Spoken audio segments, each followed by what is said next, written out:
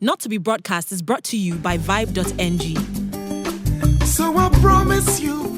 So Busola Dakolo, a photographer and wife of singer Dakolo, has just given a chilling interview of how the pastor of Koza, Biodun Fatoyinbo, raped her when she was under 18.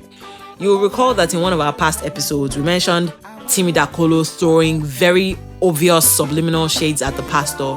But all of that now makes sense, seeing as Timmy's wife is a direct victim of the magnanimous allegations laid against the pastor. Speaking to Chude of Why Naija in an Unbroken series, Busola recounted how Pastor Biodun Fatoyinbo stormed her house one morning when her folks were away and forcefully had sex with her. She said that after he was done with the act, he went to his car, brought a bottle of lemon drink, which at the time was popularly known to serve as an unorthodox emergency contraceptive, after which he told her to count herself lucky that he was the one to disvirgin her. I didn't struggle.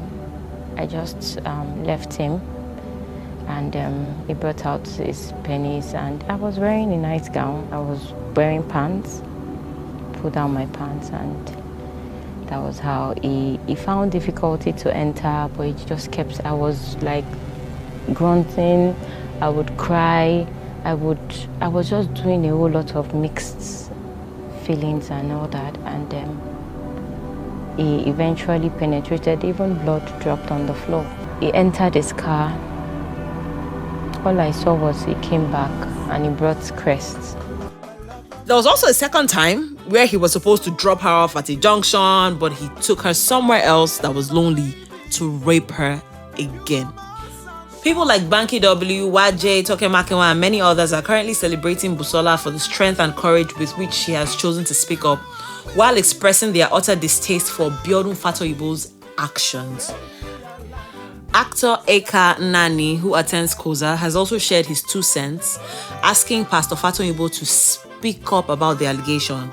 People are calling out for Christian associations to also look into the situation and make sure that the pastor faces the full effect of the law. Some also have their weird opinions, asking why Busola has chosen to speak up now, many years after the incident. But to answer that for her, I guess you cannot tell anyone when and how to express their pain, especially when it has to do with emotional trauma and blackmail. Right now, it may seem logical to ask why she didn't tell anyone what was going on, especially because she was, a fully grown teenager. But we should also channel the same energy into asking why Pastor Biodun conceived the thought of harassing her sexually in the first place. Let's not forget that this was a young girl in the church choir who was being manipulated by a man that she and her family regarded as a mouthpiece of God. It must have taken Busola a lot to share this painful memory, and I hope she's properly protected, because anyone who would defile a minor is probably capable of doing any other vile thing. I expect a certain school of thought to come forward and say, oh, what if the pastor has repented of his sin, considering that it happened a long time ago?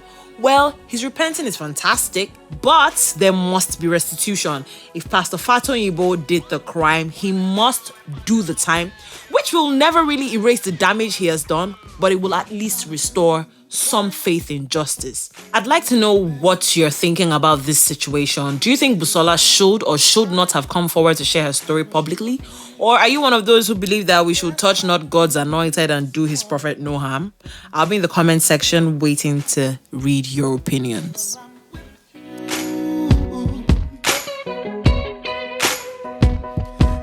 For a long time.